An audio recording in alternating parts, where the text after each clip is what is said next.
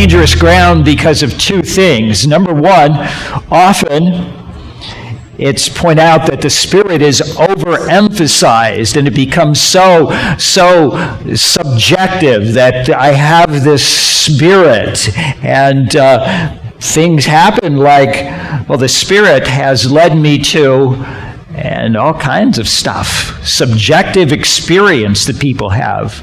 Well, the Spirit is telling me that. I remember one girl who was told by a guy who liked her that the Spirit was telling him that they needed to get married.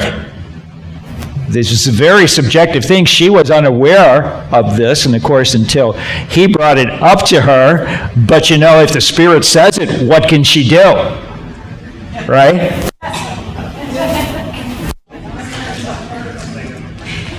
I've had that in church where the Spirit of God is telling somebody that I need to do this, and of course, what can I do to argue with the Spirit? Right? And that is part of this dangerous ground, that this thing comes so subjective as to what I am feeling and experiencing, and thus the Spirit of God is doing this, and we all have to comply to this. It kind of goes like, whoa, bonkers. But I want you to know this is dangerous ground, not just because of the subjective part that so often is pushed on the Spirit's leading, but also because of the neglecting part that is so much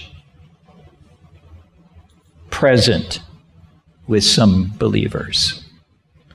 There is an underemphasis on the Spirit, a leaving of Him out.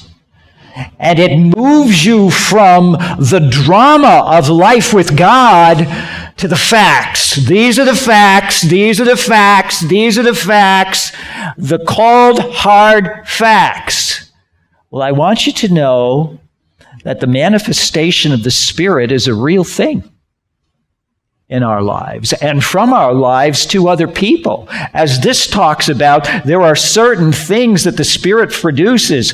These are called the fruits of the Spirit, and they are love, joy, peace, patience, kindness. And these are in us because of the Spirit in us, and these are to be expressed from us, especially in our marriages, but in other places too, in family. And I want you to know, if you leave that person of the Spirit out, the cold, hard facts of relationships just are not where God makes them to be. So let me tell you, it's dangerous ground because there's two ditches, and believers will tend to drive off the road into the ditch. And we need to stay on the road of the Spirit-filled life that comes from the indwelling of the Spirit.